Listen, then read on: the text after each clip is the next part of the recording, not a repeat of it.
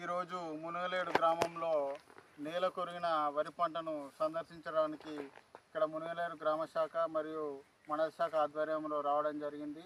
అయితే ఇక్కడ చాలా దయనీయమైన పరిస్థితుల్లో రైతుల పరిస్థితులు దారుణంగా ఉన్నాయి.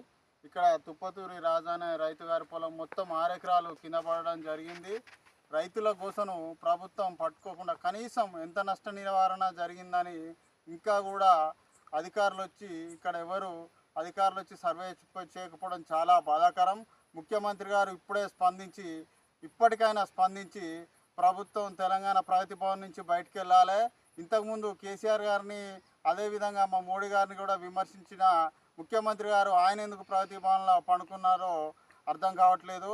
రైతుల పక్షపాత ప్రభుత్వం అని చెప్పుకుంటున్న ఈ అగ్రికల్చర్ మినిస్టర్ ముఖ్యమంత్రి గారు ఏదైతే ఉందో వెంటనే రైతుల గోసను అర్థం చేసుకొని వాళ్ళు పడుతున్న ఇబ్బంది నోటికాడికి వచ్చిన కూడు, ఎందుకంటే యూరియా బస్తాల కోసం ఈ సంవత్సరం తిప్పలు పడడం, ప్రైవేట్ అప్పులు తెచ్చుకొని నానా కష్టాలు పడి రైతులు నోటికాడికి వచ్చిన కూడు ప్రభుత్వం నోటికాడికి వచ్చిన పూరు వర్షాకాలం వాన తనుకోపోతూ ఉంటే ప్రభుత్వం వారికి సహాయం చేయకపోవడం బాధాకరం. అదేవిధంగా కనీసం నష్ట నివారణ చర్యలు కూడా చేయకుండా ప్రభుత్వం ఈ రకంగా చోద్యం చూస్తూ ఉంది.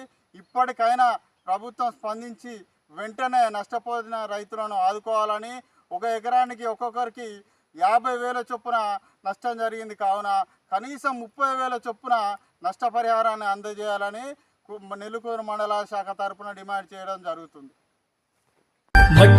మట్టి తల్లి నేను ఎట్లా మరిసేదే, నువ్వు పెట్టిన కూడును నేను గుర్తుంచుకుంటానే. మట్టి తల్లి